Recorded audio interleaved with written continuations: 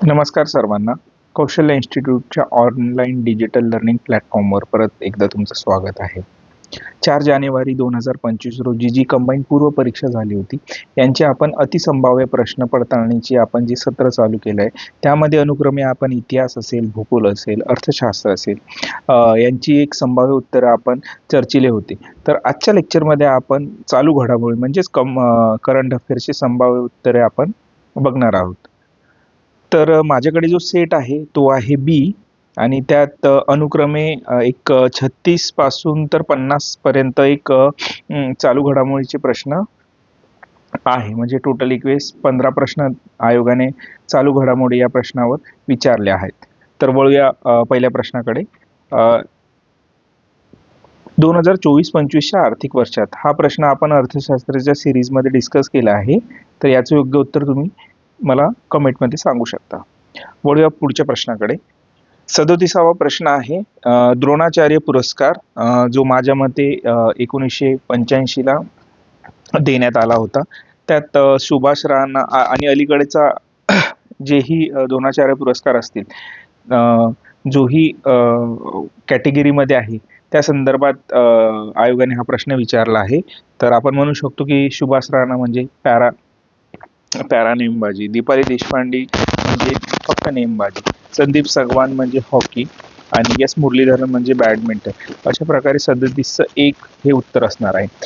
व्यवस्थित एक्सप्लेनेशन आणि काय म्हणतात त्याला चर्चा ही आपण पुढील लेक्चरमध्ये पण करणार आहोत आणि इव्हन आपल्या बॅचेसमध्ये पण सुद्धा आपण हे केलेलं आहे. त्याच्यामुळे आपण संभाव्य उत्तर हे आपण लवकरात लवकर घेऊया.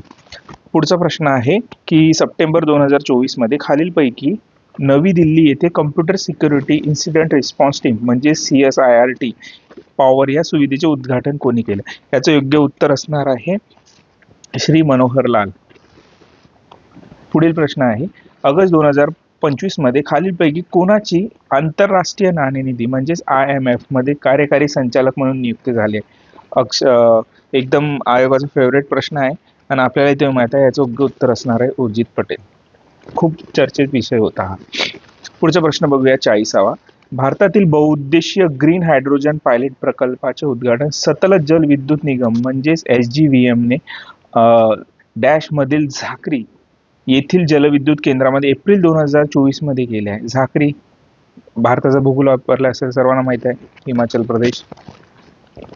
फेब्रुवारी 2025 मध्ये खालीलपैकी कोणत्या कंपनीचे उपमुख्य कार्यकारी अधिकारी म्हणजेच डेप्युटी CEO म्हणून दोराबाबू दत्तर्ते यांची नियुक्ती करण्यात आली?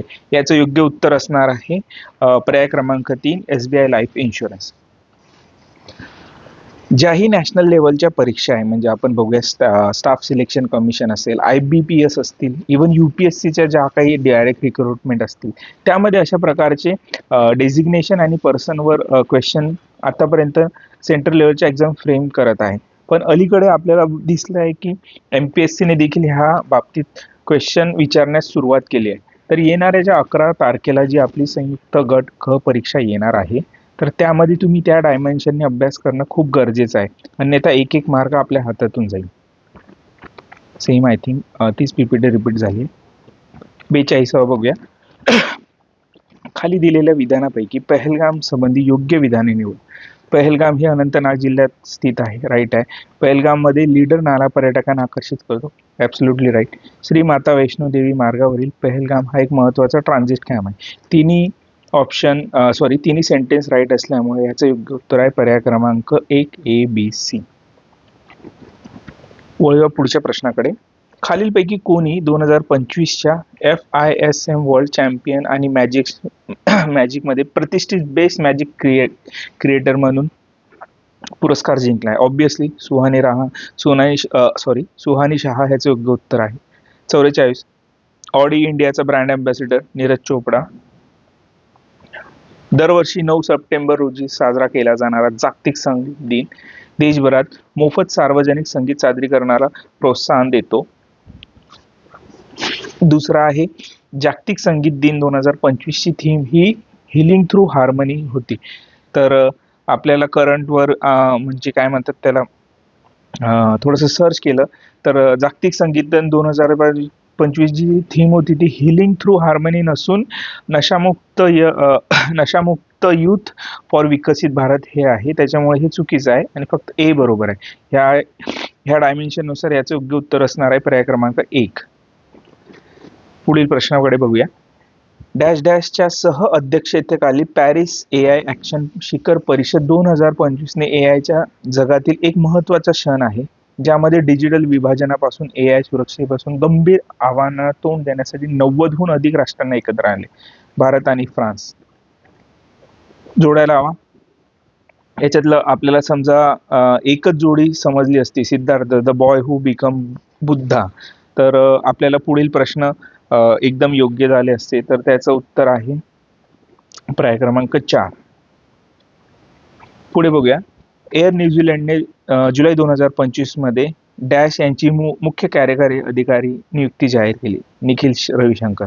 सेम एसएससीच्या परीक्षेच्या पॅटर्नवर हे डेसिग्नेशन आणि पर्सन असे क्वेश्चन फ्रेम केले यावेळेस. आपल्याला 11साठी पण हा अंदाज एक बांधू शकतो. त्याच्यामुळे अलीकडील काळातील जेवढ्याही व्यक्तींच्या डेसिग्नेशन चेंज झाले असतील किंवा नियुक्ती झाल्या असतील ते थोडंसं डोळ्याखालून घालून घ्या, म्हणजे 11 तारखेला आपले कमी प्रश्न चुकतील. पुढे बघूया.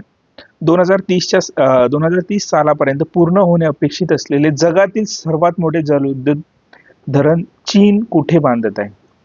तिबेट. यार्लुंग झांगो जी ब्रह्मपुत्रा, तिबेटला. ठीक आहे.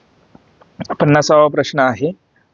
योग्य कथन होगा. वाराणसी येथे जुलै 2025 मध्ये युवा आध्यात्मिक शिखर परिषद 2025 ही आयोजित करण्यात आली होती. ठीक आहे. आणि युवा आध्यात्मिक शिखर परिषदची थीम ही जागेगा नाही, ॲक्च्युली सॉरी, आपलं एक थोडंसं गफलत झाली आहे. तेव्हा जी थीम होती ती ही थीम होती आय थिंक नशामुक्त जागेगा युवा बढेगा युवा हे नसून नशामुक्त युथ फॉर विकसित भारत होतं. ते थोडं करेक्शन करून घ्या. तर ह्याच्यामुळे योग्य उत्तर असणार आहे फक्त पर्याय क्रमांक 1. हे इथे लक्षात ठेवा. आणि मी जे इथे सांगितले इथे थोडं करेक्शन करून घ्या. ह्यांची थीम वेगळी होती आणि याचं योग्य उत्तर असणार आहे पर्याय क्रमांक 2 फक्त बी. कारण की इथे जागतिक संगीत दिन हा 9 सप्टेंबर नसून तो आहे 21 जून. तर हे थोडंसं करेक्शन करून घ्या. ते थोडंसं बाय मिस्टेकन माझ्याकडे पीपीटी ती खालची वर आली आणि इथे तीच राहिली, त्याच्यामुळे थोडंसं मिसगाईड झालंय. वळूया 50व्या प्रश्नाकडे. जे आपण आता बघितलंय याचं योग्य उत्तर असणार आहे पर्याय क्रमांक 1. कारण की इथे थीम वेगळी आहे. इथे नशामुक्त युथ फॉर विकसित भारत आहे. अशा प्रकारे हे आपल्याला एकूण 15 प्रश्न आयोगाने विचारले होते. थोडेसे प्रश्न ट्रिकी होती आणि म्हणजे तिथे कस लावणारी होती. त्याच्यामुळे आले तरी बरे, नाही आले तरी एवढा काही फरक नाही पडणार आहे. परंतु अभ्यास आपला चालू ठेवा. धन्यवाद.